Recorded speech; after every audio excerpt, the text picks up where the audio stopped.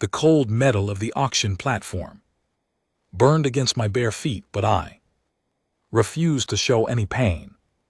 Chains dug into my wrists and a shock collar pressed against my throat, ready to drop me if I so much as twitched. Wrong. Around me, hundreds of alien buyers stared up from the crowd, their strange eyes gleaming with hunger, curiosity, and greed. I stood there, the only human, in a market that spanned half a galaxy. And I waited. My name is Ethan Carter, and 3 months ago I was a signals officer aboard the deep space vessel Horizon's Edge. We had been charting unmapped regions near the edge of explored space when the raiders hit us. They came from nowhere, punched through our shields before we could even send a distress call, and boarded us within minutes. I was the only survivor they took alive. The rest of my crew did not make it through that night. The auctioneer was a tall creature with skin the color of wet bark. He waved his forearms dramatically as he spoke to the crowd in the common tongue of the stars. He called me an exotic specimen, a rare find, a creature from a world nobody had heard of, strong enough to last 3 months in the slaver pits without breaking. I kept my face blank. I had learned quickly that showing emotion only made things worse. The raiders had tried to break me in every way they knew how. They had failed, but not because I was brave. They had failed because I had one single thought burning inside me, hotter than any anger. I was going to survive. I was going to get home. And whoever stood between me and that goal would learn what a determined human could do. The bidding started low. A merchant with tentacles for hands offered a small sum, hoping to buy me as a curiosity for his collection. Another buyer, a heavy creature in golden armor, raised the price clearly, thinking I might serve as a pit fighter. The numbers climbed higher. I listened without reacting, though my heart pounded against my ribs. Each bid was another moment further from home. Then the crowd went silent. A new figure had entered the auction hall. She walked through the parting crowd like she owned every stone beneath her feet, and in truth, she probably did. Her skin was the color of moonlight, smooth and flawless. Her hair fell in silver waves down her back, and her eyes were the deep blue of the ocean at night. She wore robes of white and dark purple, trimmed with gold threads so fine it seemed to glow. Behind her walked 6 guards in polished silver armor, each one tall enough to make the auctioneer look small. She was a princess, that much was clear, from the way every creature in the hall bowed or lowered their eyes. Later I would learn her name was Princess Lyra Vanal, second heir to the silver throne of the Elfari Empire, one of the oldest and most powerful civilizations in the known galaxy. Her people ruled thousands of worlds. They saw themselves as the finest minds and bodies the stars had ever produced, and she was their brightest star. She climbed the steps of the auction platform with a grace that did not match her age. I later learned she was only 19 cycles old by her people's counting, but she had been born into a court where daggers hid in every smile, and she had survived long enough to become something rare. She had become dangerous. Her blue eyes swept across me. She did not flinch at the marks on my arms from the shock collars. She did not flinch at the dirt caked into my skin or the scars from 3 months of poor treatment. She did not even flinch when our eyes met, and I let her see every bit of the cold fury I had been saving for the first person who treated me like property. Most buyers looked away from that stare. She did not. Instead, the corner of her mouth lifted. In the smallest smile, she turned to the auctioneer and spoke a single number. The amount was high enough to buy a small moon. The entire room gasped. Noble behind her tried to bid higher, but one glance from her guard silenced him immediately. The auctioneer slammed his gavel down. Sold. Her guards unlocked my chains from the platform and led me down the steps. Princess walked ahead, never looking back, clearly trusting that I would follow. As we passed through the gawking crowd, she slowed just enough for me to catch up beside her. She spoke in a voice soft enough that only I could hear. Try not to die, little stranger. I have use for you. I should have been afraid. I should have kept my mouth shut. 3 months of captivity had taught me that speaking out of turn brought pain. But something about her tone, so calm and certain, reminded me of every officer I had ever served under who thought they understood the enemy in front of them. I smiled a small, quiet smile. As you say, Your Highness. She glanced sideways at me, and for just a moment her step slowed. She snorts. Had not expected me to answer in her own language. She had not expected me to speak at all. I saw the spark of curiosity flash in her eyes before she masked it again. Outside the auction hall, a floating carriage waited for us. It hovered a hand's width above the marble road, carved from polished stone and lined with soft cushions. The princess stepped inside first, and her guards gestured for me to follow. I climbed in carefully, my wrists still chained, and sat across from her. As the carriage rose into the air and began to move through the shining spires of the capital city, she studied me openly. I studied her back. Neither of us spoke for a long time. Finally, she broke the silence. You are not what the catalog claimed. What did the catalog claim? I asked. A simple beast from a world too small to matter, a curiosity, entertainment for a noble's garden. She tilted her head. But you hold my gaze. You speak the high tongue, and the slavers kept you alive for 3 months when they should have broken you in 3 days. What are you? Really? I leaned back against the cushioned seat. My chains clinked softly. I thought about the question for a long moment before answering. I am just a man, I said quietly, from a small world, a world your people have never heard of. She studied me with those ocean eyes.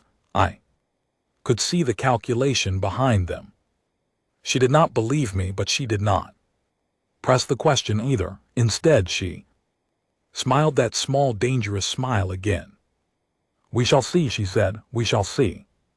The carriage climbed higher, and through the crystal windows I could see the capital city of the Elfari Empire, spreading out below us like a jeweled quilt. Towers of silver and white glass reached toward a pale violet sky. Flying ships moved between them in orderly lines. In the distance I could see the imperial palace itself, a vast structure that looked more like a mountain carved into art than a building. This was the heart of an empire that spanned more worlds than I could count, and I was being taken into its deepest chambers, wearing chains, owned by a princess who collected dangerous things for her own amusement. She did not know what I was. She did not know where I came from. She did not know that somewhere far across the stars my people had already noticed that one of their sons had gone missing. She did not know that the galaxy's newest species had one simple rule written into the heart of every fleet. captain and every diplomat and every soldier who ever wore the uniform of Earth. We never leave our own behind, not ever. No matter how far we have to travel, no matter who stands in the way. As the carriage carried us toward the palace that would become my prison, I closed my eyes and let myself remember the faces of my crew. 12 good men and women, friends, family, people who had trusted me to come home. With them, I was not going home yet, but I was going to survive. I was going to wait. I was going to watch this princess and her court of silver knives, and I was going to learn every one of their secrets. And when my people came for me, as I knew they would, this princess who did not flinch would learn what it meant to underestimate a human. She would learn what my kind was capable of. But for now I kept my head down. I kept my voice soft. I played the part of the quiet stranger she had bought for her amusement. The carriage descended toward the palace gates, and my new life as a prisoner in a golden cage began. The palace of the silver throne was more dangerous than the slave pits had ever been. In the pits the danger was obvious. Here it hid behind painted smiles and soft words. Princess Lyra placed me in her personal wing, not in the lower quarters. Servants usually slept. This alone caused whispers to spread through the court. Within hours, a foreign creature, chained and bought at market, sleeping 3 doors down from the second heir to the throne. The older nobles muttered that she had finally lost her sense.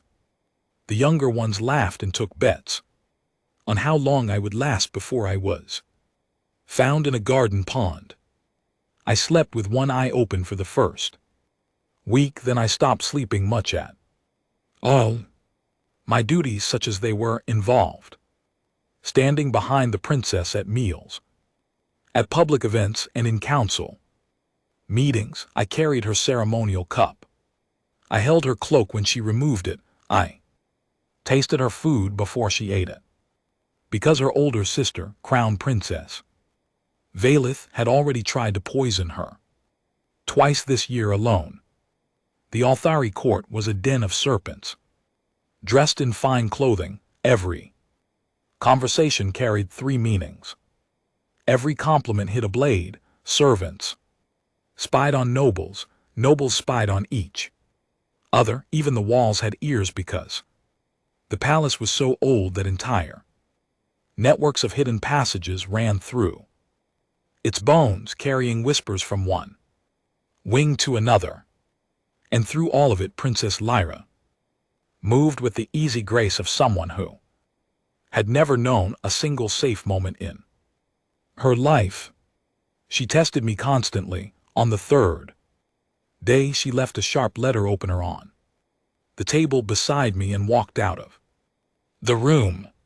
She wanted to see if I would pick it up. I did not.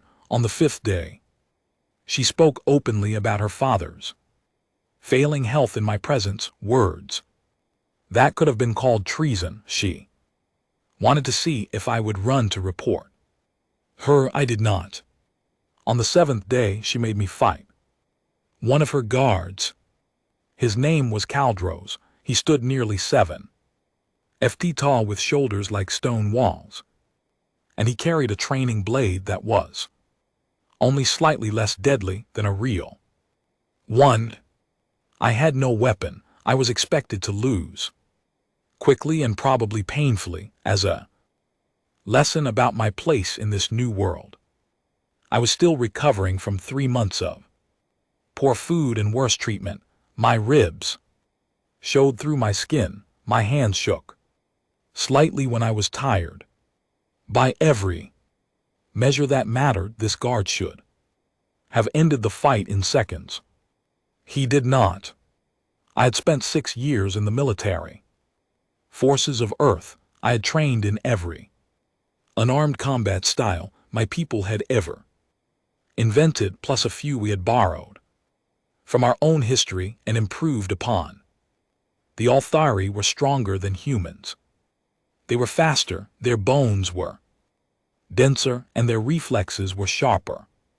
But they had one great weakness that they did not know about themselves. They had never fought a human before. They did not understand how stubborn we could be. They did not understand that when a human's arm is hurt, we keep fighting with the other one. They did not understand that our species had once chased down prey animals by simply refusing to stop, running them into the ground over hours of relentless pursuit. Endurance was written into every bone and muscle I had. Pain tolerance was something we practiced for fun. Caldros swung his training blade in a wide arc aimed at my head. I ducked and let the blade pass over me. He followed with a kick that would have broken a normal rib cage. I took most of the force on my forearm, felt something crack inside me, and kept moving anyway. The fight should have ended there. It did not. I moved inside his reach, where his long blade became useless. I used my elbows, my knees, every short-range tool my trainers had drilled into me. I took hits that should have dropped me. I gave hits back that should not have hurt him. But each one landed in a joint or a nerve cluster that his armor did not fully protect. 3 minutes later, Caldros was on his knees, his blade lying in the dirt, his breath coming in ragged gasps. I stood above him, bleeding from my nose, one arm hanging at an awkward angle and still refusing to fall. The training yard had gone silent. 20 guards stood watching, their faces showing something between confusion and shock. An alien primate, half-starved and unarmed, had just defeated one of the princess's best warriors. Princess Lyra watched from a balcony above. When I looked up, I saw something new in her expression, not amusement, not curiosity, something closer to the look a scholar gets when an experiment produces a result they did not predict.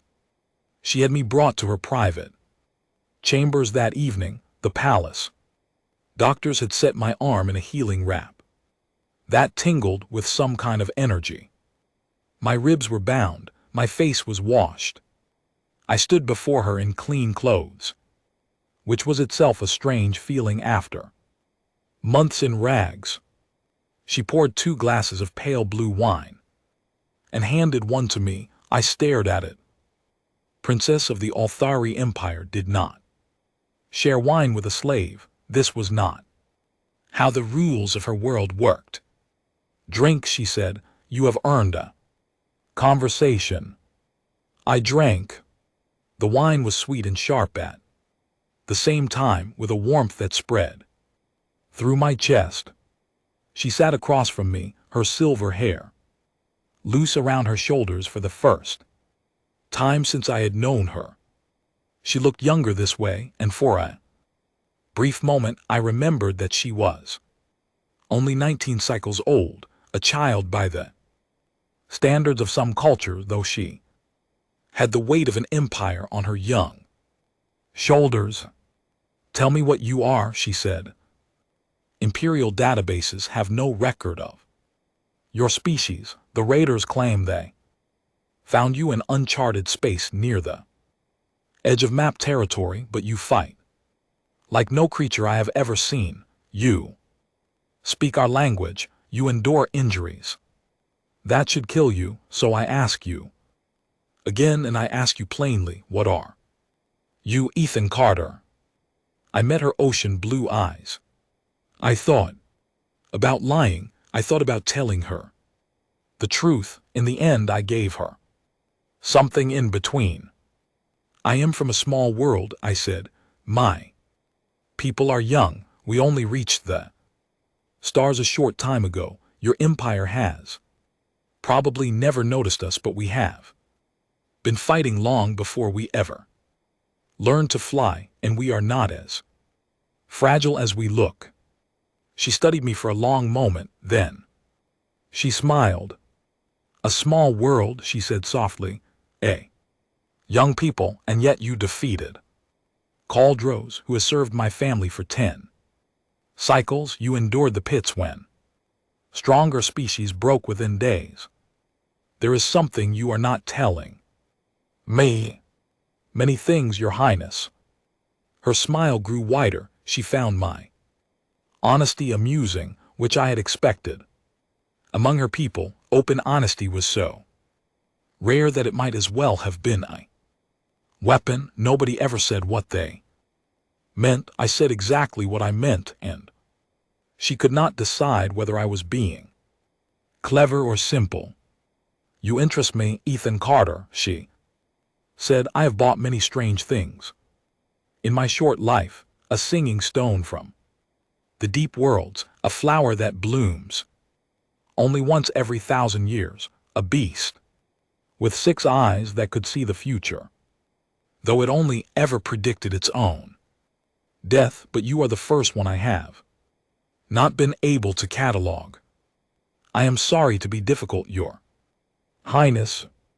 She laughed then, a real laugh, bright and surprised, as if she had forgotten she was allowed to make such a sound. I saw one of her hidden guards shift uncomfortably in the shadows of the room. A princess laughing at something a slave said was not how things were done. You are trouble, she said, shaking her head. I can see it in you, but I think you will be interesting trouble. Stay close to me, Ethan. Watch everything. Speak when I ask you to and stay silent when I do not. My sister means to end my life before the next season turns. If you help me survive long enough to take my rightful place on the throne, I will grant you your freedom. My word upon it. I considered her offer. Freedom was a word that had lost most of its meaning over the past 3 months. Freedom to what? I was 10,000 light years from home in an empire that had never heard of Earth, sitting across from a princess who had bought me at market. Freedom in this place meant very little, but freedom was the first step toward getting home. I accept, Your Highness, I said. Good. She refilled my glass. Now, drink with me, Ethan Carter of the small world, and tell me about the stars you came from. Tell me about your people and your home and the battles you have fought. Tell me something true if you can remember how. So I did. I told her carefully chosen truths, weaving around the things I did not want her to know. I told her about the color of Earth's sky and the taste of rain and the laughter of children on a summer afternoon. I told her about my family, long gone now, and about the crew I had lost when the raiders came. She listened to all of it. She did not speak. She did not interrupt. She simply listened, her blue eyes unblinking as if she were memorizing every word. When I finished, the wine glasses were empty and the first morning light was beginning to show through the crystal windows. She stood and walked to the window, her silver hair catching the pale light. You are a strange creature, Ethan Carter, she said softly, her back to me. I do not know what to make of you, but I find that I do not wish to lose you. Yet sleep now. Tomorrow we begin learning how to keep me alive. I stood, bowed, and left her chambers. As I walked back to my own small room, I passed by the shadowed forms of her hidden guards who watched me with expressions I could not quite read. And far away, in a system nobody in this empire had ever heard of, the Earth Defense Fleet was quietly tracking the faint signal of a distress beacon that had been broadcasting for 3 months. They had found my trail. They were coming But I did not know that yet, and neither did she. The assassination attempt came faster than any of us expected. It was during the Festival of Rising Moons, the most important celebration in the Alfrey calendar. Every major noble house in the empire sent representatives. The grand hall of the imperial palace was filled with over 2,000 guests, all in their finest ceremonial robes, all standing in careful formation to pledge their loyalty to the emperor and his heirs. Princess Lyra stood on a raised stone dais beside her father, the emperor, and her older sister, crown princess Valith. Her ceremonial robes were so heavy and elaborate that they restricted how quickly she could move. Her jeweled headdress made it hard to turn her head. Every part of the outfit that was meant to display her royal status also made her a better target. I stood 3 steps below the dais in my usual position behind her. My eyes swept the crowd constantly, looking for patterns that did not belong. Months of training on the horizon's edge had taught me how to spot threats in moving crowds. Months in the slave pits had taught me how to spot killers specifically. I saw them 30 seconds before they moved. 3 figures dressed as serving staff, carrying trays of crystal glasses. They moved through the crowd in a triangle pattern, the kind of formation that was meant to split a target's attention. The middle one carried his tray too carefully. The other 2 moved with the easy grace of trained fighters, pretending to be something they were not.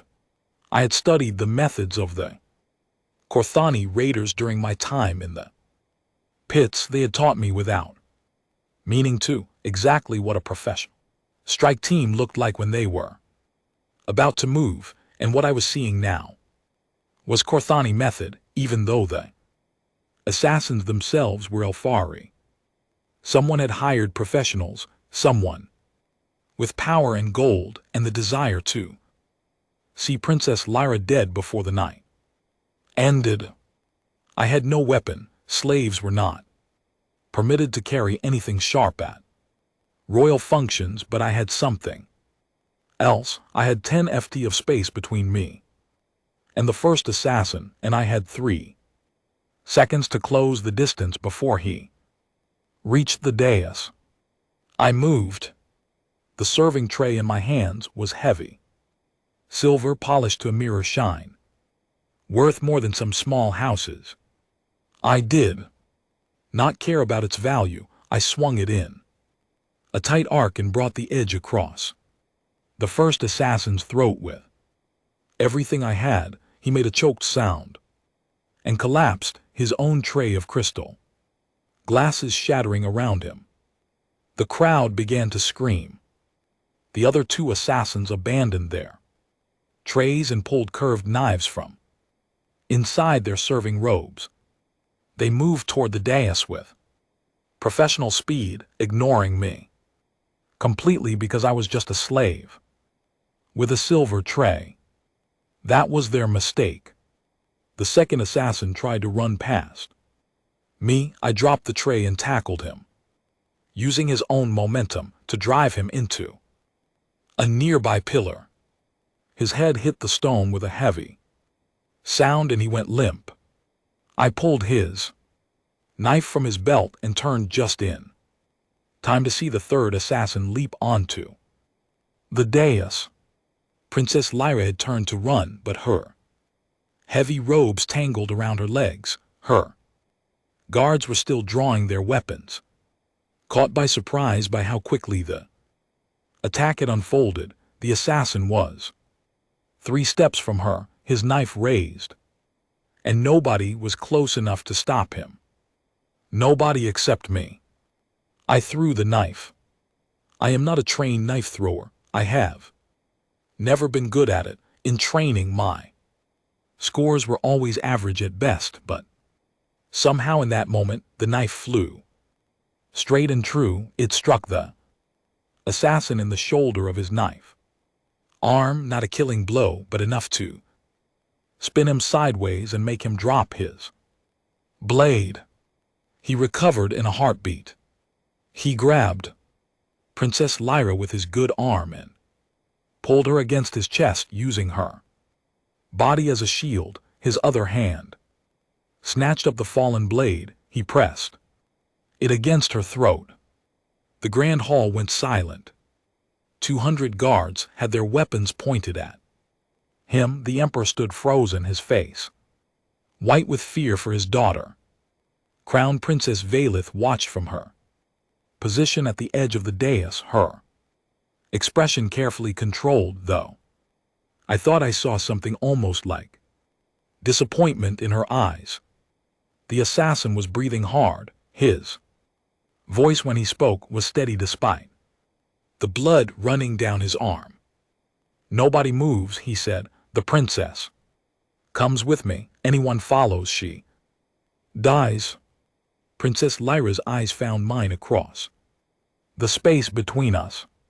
She was afraid, truly afraid, for perhaps the first time in her life, but she was also thinking.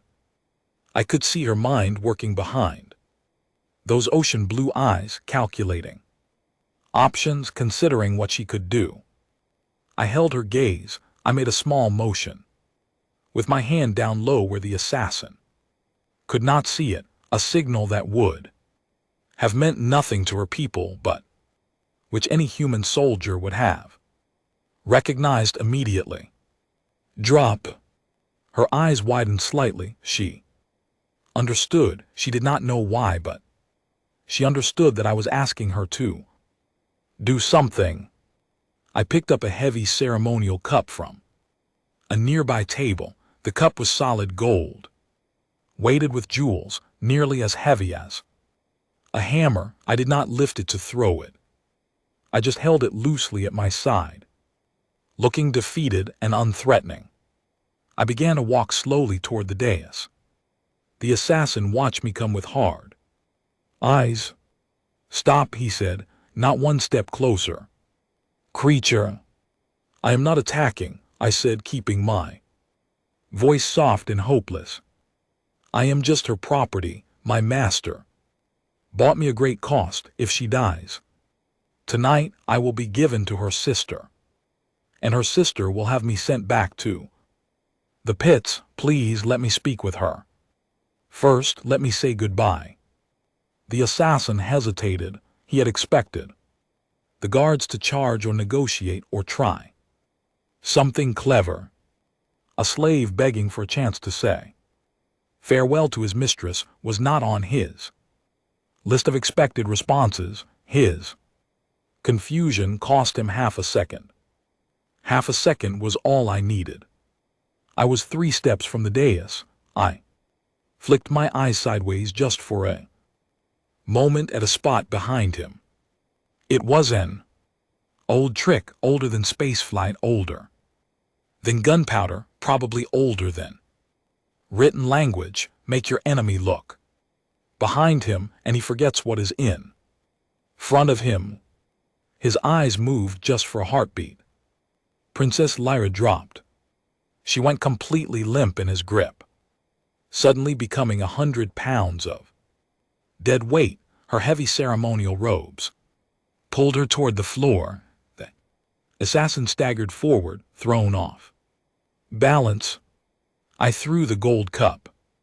It struck him in the face with the full weight of all that heavy metal and precious stones. Something cracked. He fell backward, losing his grip on the princess entirely. She hit the stone floor of the dais and rolled away from him. I closed the last distance in 2 steps. The assassin was struggling to rise, his face a mask of pain.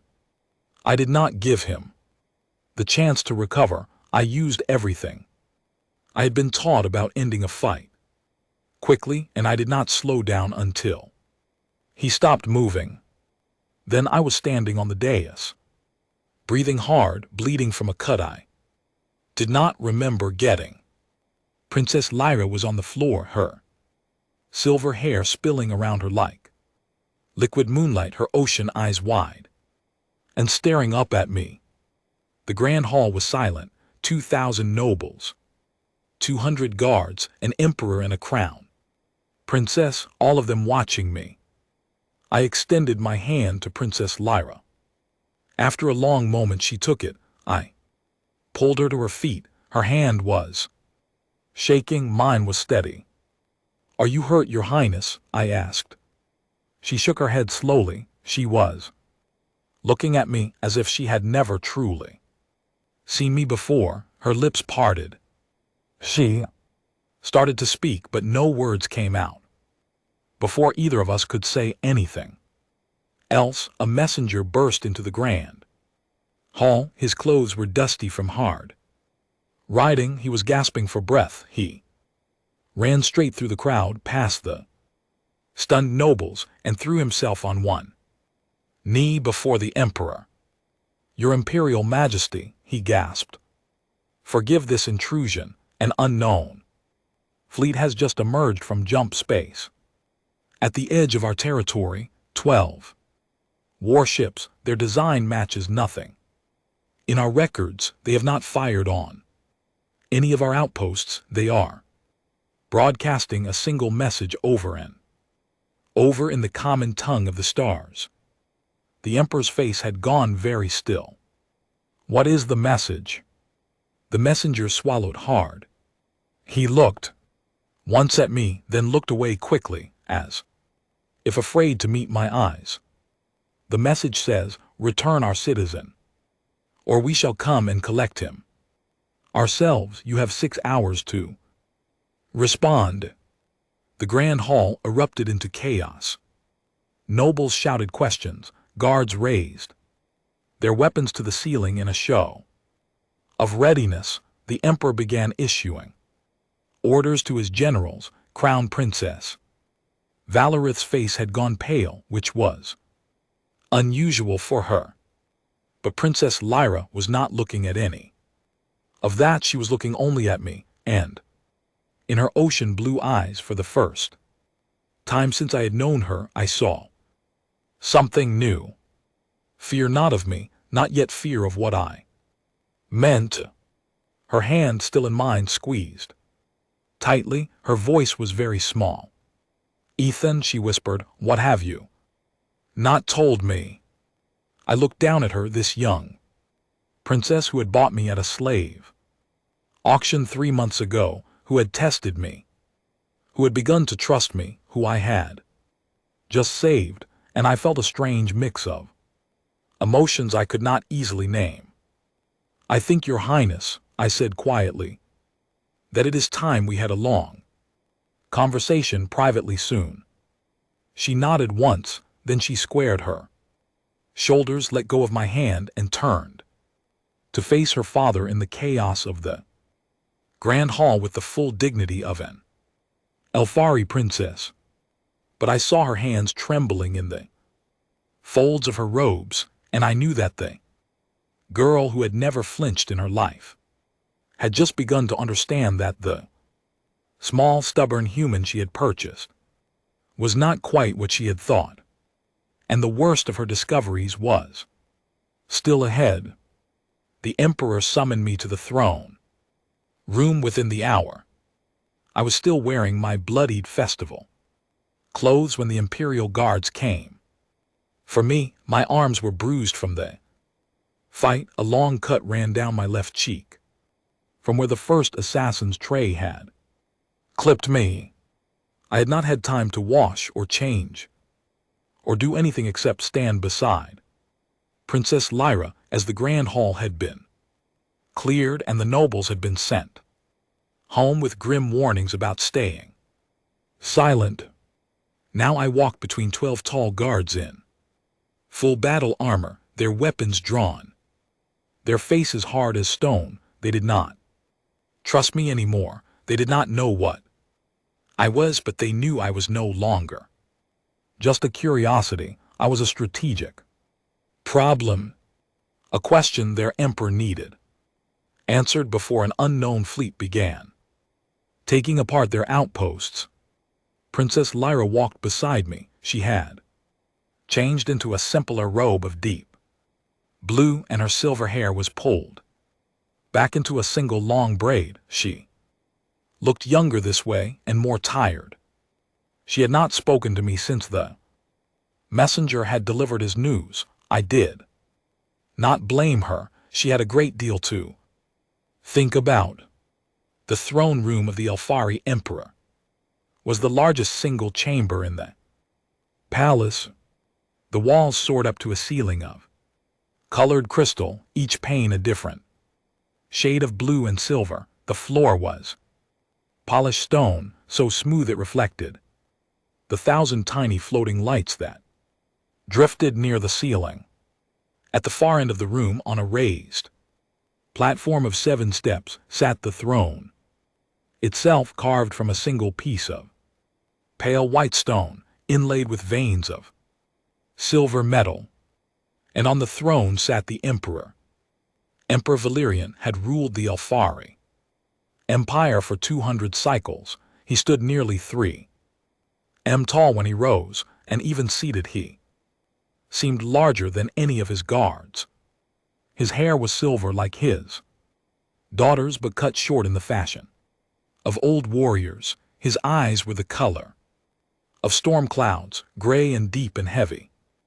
With years, he wore the formal war robes of his office, which had killed entire civilizations during the empire's conquering years. When he looked at me, I felt as if a mountain were pressing down on my shoulders. I stopped at the foot of the 7 steps. I did not kneel. I had decided in the short walk to the throne room that I was finished playing the part of the humble slave. Whatever happened next, it would happen to me as a man, not as property. Princess Lyra stood to my left, 1 step away. Crown Princess Valeth stood to the Emperor's right, her face carefully blank. A dozen senior advisors and generals filled the space between the throne and the main doors. Every single one of them stared at me. The Emperor spoke, and his voice was like stones falling down a deep well. Stranger, the fleet at the edge of our space claims you as their own. They have given us 6 hours to return you. They have refused to identify themselves. Further, they have refused to negotiate. Through our channels, they have ignored our demands for information. Tell us what you are, and tell us now. I took a breath. I stood straight. I pulled my shoulders back the way my training officers had taught me years ago when I had first put on a uniform. My name is Ethan Carter, I said, and my voice carried clearly in the silent throne room. I'm a lieutenant commander in the Earth Defense Fleet. My service number is 947. Letter Alpha 382. I was communications officer aboard the scout vessel Horizon's Edge when we were attacked by Korthani raiders in unmapped space 3 months ago. My crew was killed. I was taken and sold as a slave. I am a citizen of Earth, and under the terms of my service, I request immediate contact with my people and safe return to my home system. The throne room went absolutely silent. Princess Lyra made a soft sound like someone had hit her in the stomach. I turned and looked at her. She had gone completely white. Her ocean eyes were wide, staring at me as if she had never seen me before. Her lips were parted. Her hands were clenched into fists at her sides. She had just realized what I was. I watched her face, and I watched the understanding wash over her in waves. Her mouth opened and closed. Her breath came short. She looked like someone who had just discovered that the pet she had been keeping for 3 months was actually wild predator that had been watching her the whole time. Because the Elfari Empire had heard of Earth. They had heard of humanity. They had just not believed any of it. 6 years ago, a small trading federation called the Threxic Alliance had pushed into human-claimed space. They had tested the defenses of 3 human colony worlds, thinking to grab a few systems from what their scouts called a primitive and backward species. The rest of the galactic community had assumed the humans would fold within weeks. Humans had only been in the stars for 40 years. Their ships were crude, their weapons were unrefined, their doctrine was untested. Instead, humanity had fought the Threxic Alliance across 47 star systems for nearly 2 years. They had suffered casualties that should have broken any civilization. Entire human worlds had been bombarded. From orbit, human ships had burned in the thousands. Any other species would have surrendered or negotiated after the first 6 months. Humans had simply refused to stop. When the Threxic Alliance had made the mistake of firing on a human civilian colony and taking hundreds of lives, humanity had done something that shocked the entire galactic community. They had pursued the Threxic fleet back to its home system. They had not negotiated. They had not accepted surrender. They had systematically destroyed every military installation, every shipyard, every orbital platform the Threxic Alliance owned.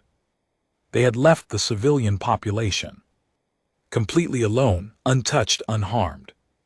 But they had removed the Threxic military from existence in the span of a single month. The councils of the galaxy had called it disproportionate. They had called it extreme. They had called it many things. Humans had called it a lesson. The galactic community had quietly filed away several important observations about the newcomer species.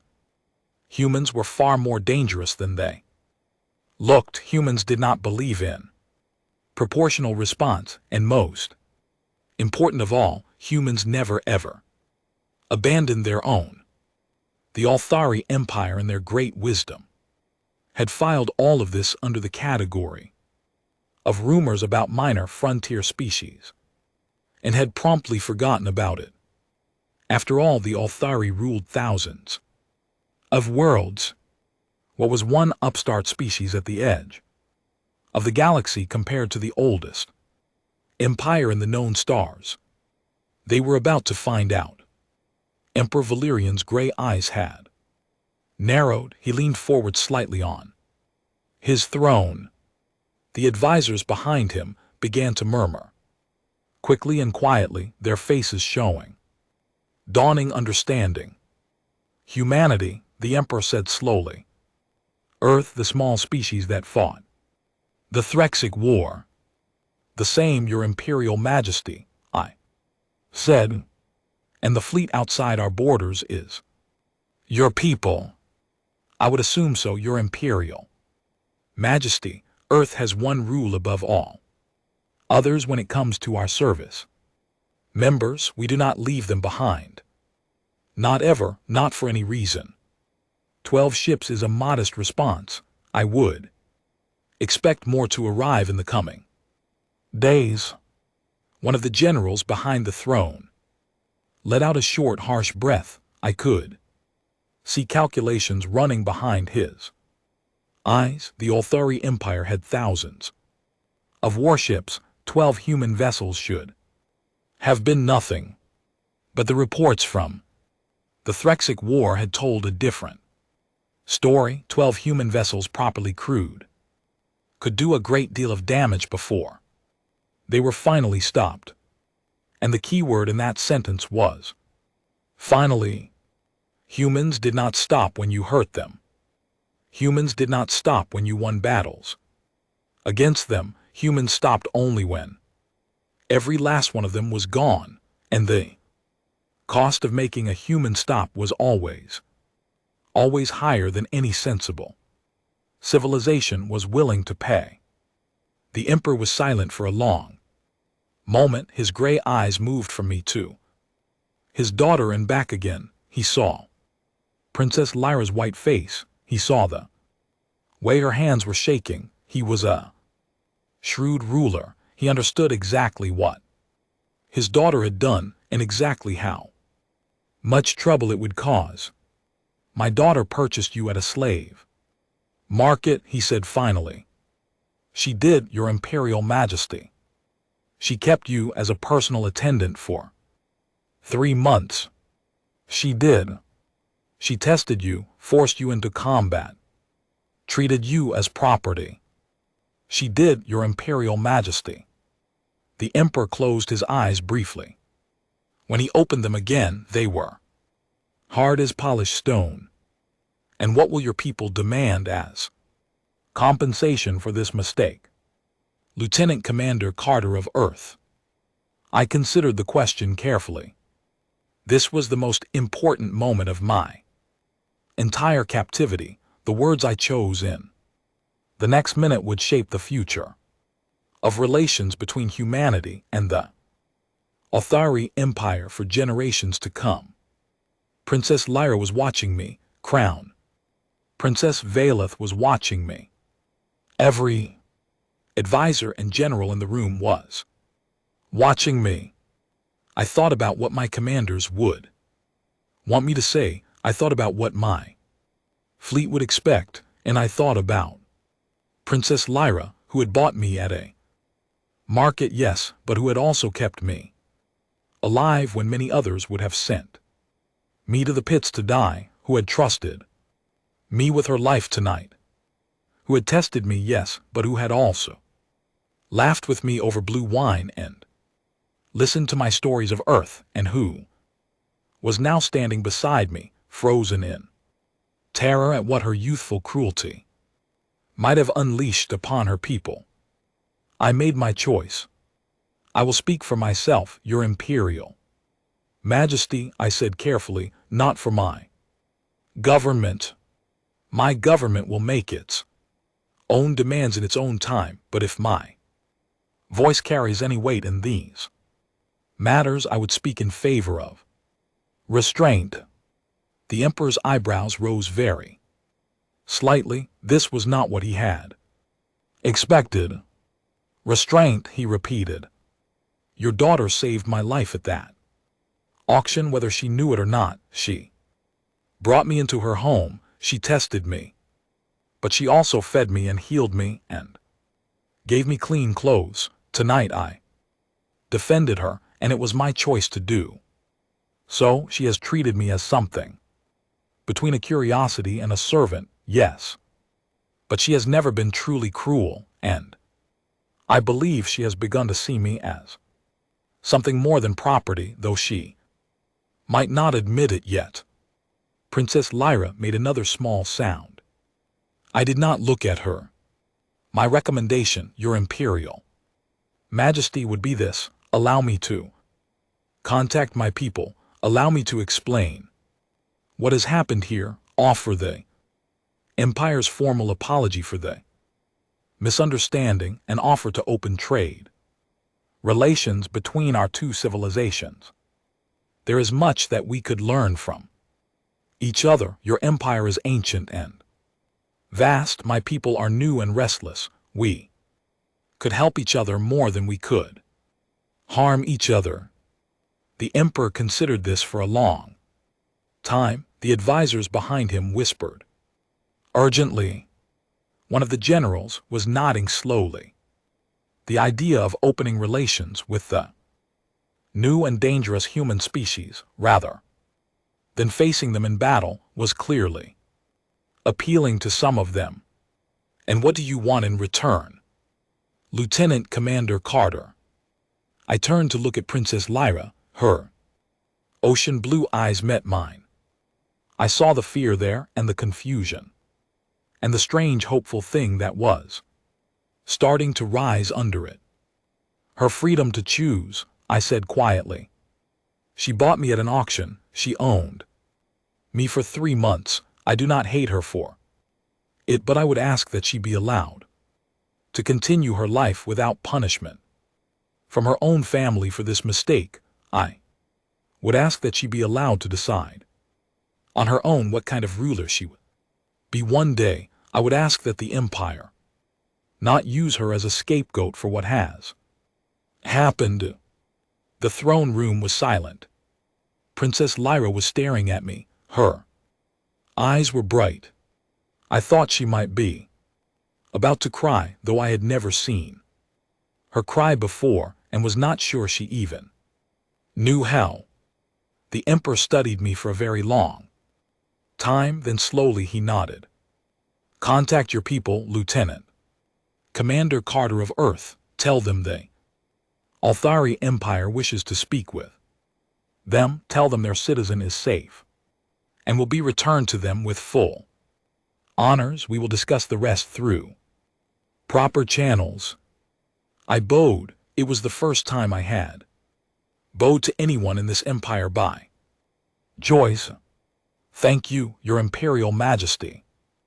As I was led from the throne room, Princess Lyra walked beside me. She was silent, but her hand, very briefly, brushed against mine, and when I looked at her, I saw that she was no longer the untouchable, never-flinching princess of the silver throne. She was a 19-year-old girl who had just learned that the small, stubborn creature she had bought at a market 3 months ago had held her entire empire's fate in his hands and had chosen to spare her. The second hardest conversation of my life was about to begin. The first had just ended. The communication chamber of the Imperial Palace was a perfect circle, carved from pale blue stone with a single pedestal in the exact center. When I stood on that pedestal and looked up, my image was transmitted across 12 light years to the lead ship of the human fleet hanging at the edge of Altharian space. The face that appeared in the air before me was Admiral Margaret Hollis of the Earth Defense Fleet, a woman I had served under for 4 years before my assignment to the horizon's edge. Her hair had more gray in it than I remembered. Her eyes were exactly as sharp as I remembered. When she saw me, really saw me, her face went through 3 emotions in rapid succession: relief, anger, and then the careful, professional mask of a senior officer. Lieutenant Commander Carter, she said. Report. I gave her the full report, standing at attention on that pedestal in the center of the Altharian communication chamber. I told her about the raiders, about the loss of the horizon's edge, about the slave market, about Princess Lyra, about the 3 months of captivity in the palace, about the assassination attempt and the conversation with the emperor. I left nothing important out, and I did not try to make myself sound either better or worse than I had been. Admiral Hollis listened without interruption. When I finished, she was silent for nearly a minute. Behind her, I could see the bridge of her command ship, the United Earthship Valor, one of the newest deep space carriers in the fleet. And your recommendation, Commander? She asked at last. Restraint, Admiral. Open relations with the Althari Empire. They have offered formal apology and full repatriation. I am unharmed. No further action against this civilization is warranted. Admiral Holly studied me through the communication link. I knew what she was looking for. She was looking for signs that I had been broken, that I had developed sympathy for my captors in the way that sometimes happened to prisoners, that my judgment had been compromised. You are certain of this assessment, Commander? I am, Admiral. The Althari Empire is old, powerful, and politically complex. A war with them would cost us greatly. Even if we eventually won, and we would win eventually, but the cost in lives would be far higher than anything we have paid before, and the rest of the galaxy is watching. A peaceful resolution here would establish humanity as a reasonable and honorable civilization. A violent resolution would mark us as something the rest of the stars must fear. She considered this for a long moment. Then she nodded. Your recommendation is noted. Commander, the fleet will stand down from battle readiness but will remain in position while negotiations proceed. You will remain on the Althari homeworld as our official liaison until formal diplomatic channels are established. Can you handle that assignment? Yes, Admiral. Good, and Commander. Yes, Admiral. Her voice softened just slightly. Welcome home, Ethan, even if you are not quite home yet. The communication ended. I stepped down from the pedestal and, for the first time in 3 months, I allowed myself to feel the full weight of what had happened to me. My knees shook, my hands trembled. I sat down heavily on the stone floor of the communication chamber, closed my eyes, and breathed. I was not dead, my crew was gone, but I had survived. I had spoken to my Admiral, I had brought my people back. From the edge of war, I had done my duty, and I had done it well. I allowed myself 5 minutes to feel all of it, then I stood up, straightened my clothes, and went to find Princess Lyra. She was waiting for me in the palace gardens. It was well past midnight now, and the air was cool. The 3 moons of the Althari homeworld hung in the sky above us, each one a different color: silver for the largest, pale blue for the middle, and deep red for the smallest. The combined light painted the gardens in shades I had no name for. She was sitting on a low stone bench beside a pool of floating water flowers. She had changed into a simple gray robe, with her silver hair loose around her shoulders. When I approached, she did not look up. Your people have agreed to negotiations, I said, sitting down beside her without waiting to be invited. Another thing I had decided I was no longer going to do. I was done asking permission. My father informed me, she said quietly. You did me a great kindness, Ethan. I did not deserve it. Probably not. She looked up at me sharply, then saw my small smile and looked away again. After a moment, I heard her let out a shaky breath. You could have ended us, she said. You could have called for our destruction. You could have asked your Admiral to burn my family's palace too.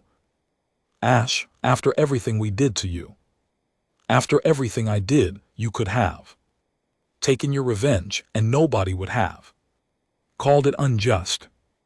I thought about it, I admitted, for about 3 seconds. Then I decided it was not the kind of person I wanted to be. Why? I considered the question. The answer was complicated. It had many parts. Because I am tired of hating people. Lyra, I said, using her name for the first time without her title. Because 3 months in the slave pits taught me that hate is heavy, and I have been carrying it long enough. Because my crew is already gone, and killing you would not bring them back. Because you are 19 years old, and you were taught to be cruel before you were old enough to choose otherwise. And because somewhere under all the princess training and the court games and the silver robes, I think there is a person who might actually be worth knowing. She turned to face me fully. Her ocean eyes were full of moonlight. You think too highly of me, Ethan. Carter, maybe or maybe nobody has ever thought highly enough of you. She stared at me for a long moment. Then, very quietly, the princess who had never Flinch began to cry. It was not a loud crying or a dramatic one, just quiet tears that rolled down her cheeks while she sat very still, as if she did not know what to do with them. I sat beside her. I did not reach for her. I did not say anything foolish. I just sat while the three moons moved slowly across the sky above us, and I let her cry. When she was finished, she wiped her face with the back of her hand, looking surprised and slightly embarrassed. I have not done that since I was a child, she said. I did not know I still could. Everyone can. Most people just forget how or forget that they are allowed to. She laughed a small, watery laugh. You are the strangest creature I have ever met, Ethan Carter. I have been told that before. What happens now? It was a good question. I thought about it for a while before I answered. Now I go home for a while. I need to see my family. I need to attend the services. For my crew, I need to sleep in my own bed in my own house and remember what it feels like to be free. After that, I will come back here. I am being assigned as the first official liaison between humanity and your empire. We will be seeing a great deal of each other, princess. She smiled. It was a small smile and a sad one, but it was real. Good, she said. I would not wish to lose you so soon after finding out who you really are. We sat in the garden for a long time. After that, we did not speak much. Sometimes we did not speak at all. There was something healing about sitting beside another person in silence, especially a person who had been your enemy and was now something else, something neither of you had a name for. Yet, 3 weeks later, I was back on Earth. The homecoming was harder than I had expected. I had to tell 12 families that their loved ones were not coming back. I had to stand at 12 memorial services. I had to accept a medal from the president of the United Earth Federation, which I did not feel I deserved because I was the one who had survived when so many better people had not. But I also got to sleep in a real bed. I got to eat my mother's cooking again. I got to walk along a beach in California and feel sand under my bare feet. I got to remember what it felt like to be man and not a piece of property. I was home for 2 months. It was not long enough, but it was enough. When my orders came through for my new assignment, I was ready. I returned to the Althari home world as the first official Earth ambassador's chief liaison, a new position that had been created specifically because of the situation that I had been at the center of. My job was to help build the first formal relationship between humanity and an empire that had existed for longer than my species had known how to write. Princess Lyra met me at the landing field. She was not alone this time. Crown Princess Valeth had died in a hunting accident shortly after my departure. I did not ask about the details. Some things were better not to know. Lyra was the crown princess now, and one day she would be empress. She had changed. I could see it in the way she held herself, in the calm, steady confidence that had replaced the sharp edges I remembered. She was still beautiful. She was still dangerous, but there was something in her eyes that had not been there before, something that looked like the beginning of wisdom. She greeted me with the formal bow of her office as the crown princess of the Althari Empire, meeting the representative of a foreign power. Then, after the cameras and the reporters and the diplomatic observers had all recorded the official moment, she leaned close and whispered in my ear, "Welcome back, little primate. I have so much to show you." I laughed out loud, which was probably not diplomatic. I did not care. The reporters would write what they wrote. The months that followed were the beginning of something the galaxy had never seen before, a trade partnership between the oldest empire in the stars and the newest species to leave its home system. It was not easy. There were arguments. There were misunderstandings. There were moments when I thought the whole thing might fall apart, but Lyra and I, working together from opposite sides of the negotiation table, managed to hold it together. Humanity began selling to the Althari agricultural products at first. Our crops grew in soils where their crops would not grow, then medicines, because our biology and theirs was different enough that our medical advances treated some of their ancient diseases in ways they had never thought to try. Then art and music and stories. Humans had so many stories. The Althari had forgotten how to make stories that were not about politics. They bought ours eagerly, and in return the Althari opened their star charts to us. They shared their knowledge of other civilizations we did not yet know. They taught us about galactic history, going back thousands of years before humans had left their own atmosphere. They gave us star drives that could carry ships 3 times faster than anything we had built ourselves. But the most important thing the Althari did was something they did not even realize they were doing at first. They told the rest of the galaxy about humans, about our strange refusal to stop when we started something, about our deep loyalty to our own, about our willingness to show mercy when we did not have to, about the strange mixture of toughness and kindness that seemed to live in every human the Althari met. The word spread. Other civilizations took note. The reputation of humanity began to shift from dangerous newcomer to complicated but honorable partner. 2 years after my return to the Althari homeworld, I attended the coronation of Empress Lyra Vanal, the youngest ruler in the history of the Silver Throne. She was 22 cycles old by her people's counting. She had inherited an empire that stretched across thousands of worlds, and she had promised her people a reign unlike any before it. I stood in the ceremonial position reserved for foreign dignitaries of honor.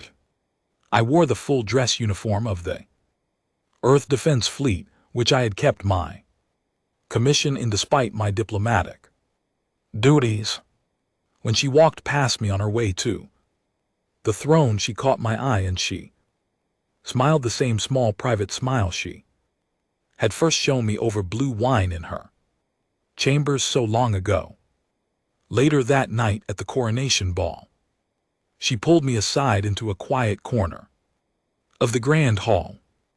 "Ethan," she said, "I have something to tell you, something I have been thinking about for a long time now." "What is it, Your Imperial Majesty?"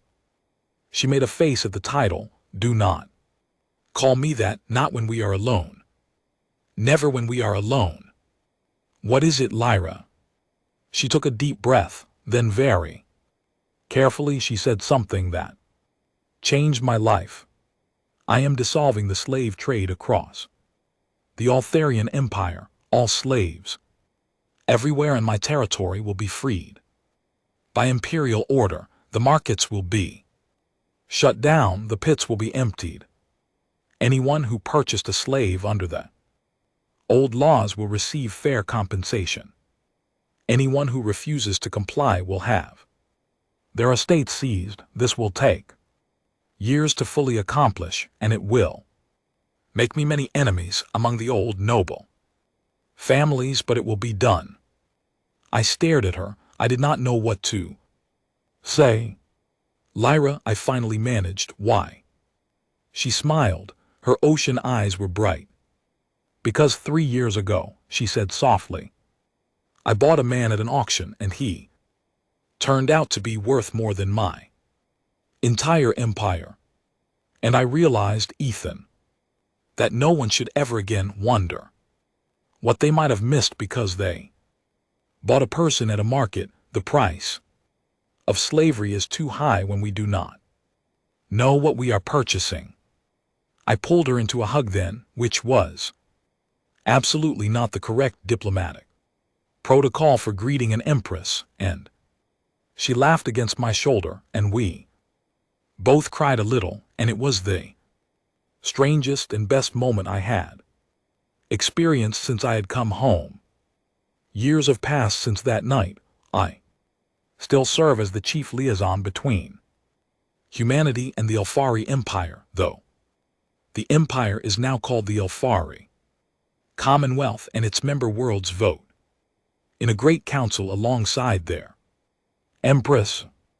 Lyra has ruled with a wisdom that has astonished her people and the galaxy at large. The slave trade is gone from her territory, and other empires are beginning to follow her lead, not because they want to, but because the Elfari Commonwealth has become powerful enough that disagreeing with its empress is expensive. My people have grown as well. Humanity now has colonies across 400 star systems. We have built starships that would have seemed like magic to the young officer who once served aboard the Horizon's Edge. We are still new in the great timeline of the galaxy, but we are no longer ignored. When humans speak in the Council of Civilizations, the other species listen. And sometimes, late at night when I am alone in my quarters on the Elfari homeworld, I think back to that slave auction. I remember the chains on my wrists. I remember the cold metal platform under my feet. I remember the moment Princess Lyra Vanel first walked into that hall with her silver hair and her ocean eyes, and how she did not flinch at she saw.